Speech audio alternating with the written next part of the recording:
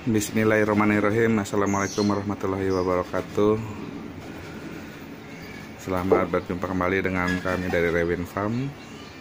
Yang pada kesempatan kali ini kita akan sharing mengenai mesin tetas. Yang sebenarnya mesin tetas ini bisa dianggap sebagai permasalahan yang serius ataupun masalah yang nggak terlalu serius juga sih. Tapi bila kita ingin menjadi peternak mandiri, terutama untuk skala rumahan, sebaiknya kita harus mempunyai mesin tetas. Keuntungan kita mempunyai mesin tetas yaitu pertama, selain kita bisa mengirit biaya untuk membeli DOC, dengan adanya mesin tetas ini, kita sudah meraih keuntungan yang tanpa kita sadari itu udah masuk ke kantong kita.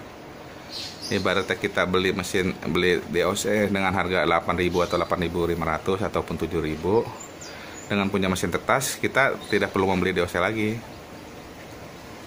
Jadi paling kita hanya biaya pakan untuk indukan yang memproduksi telurnya. Nah, hal sepele yang kadang menjadi trouble di teman-teman yang punya mesin tetas yaitu kenapa telur saya banyak yang tidak menetas. Nah, salah satunya mungkin disebabkan karena telur yang kita masukkan ke dalam mesin tetas itu tidak berbarengan. Jadi minggu ini kita masuk yang di sini, minggu depan yang di sini, minggu depan lagi yang di sana, atau harinya yang berbeda-beda.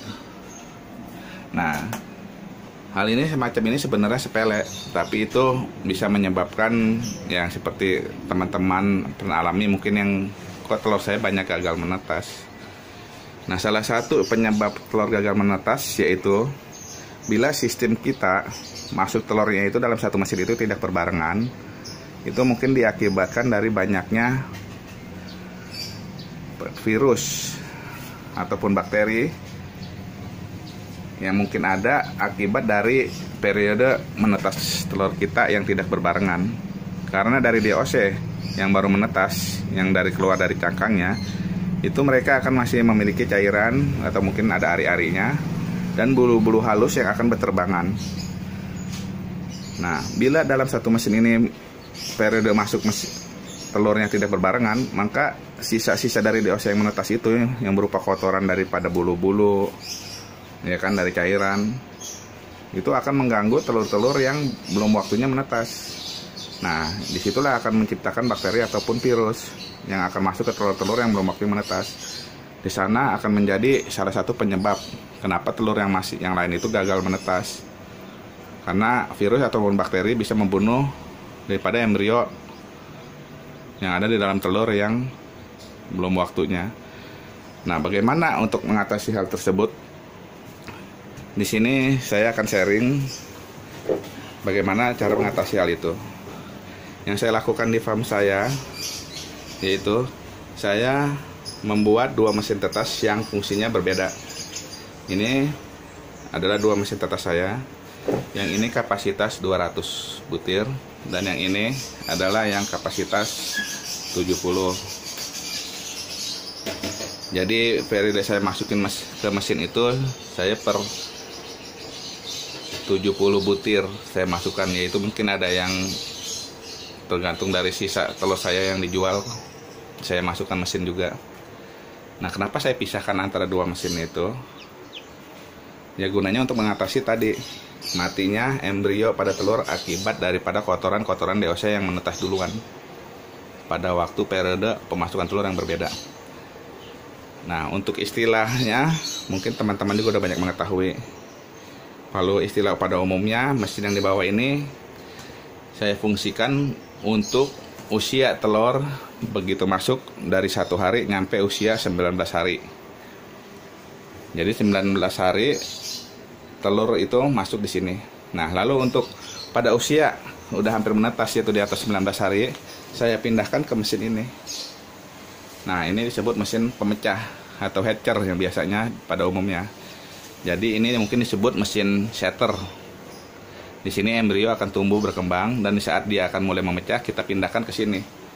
Jadi setelah menetas di sini, kotoran-kotoran DOC, kotor bulu-bulunya, sisa-sisa bekas penetasannya itu tidak akan mengotori daripada telur-telur yang belum waktunya.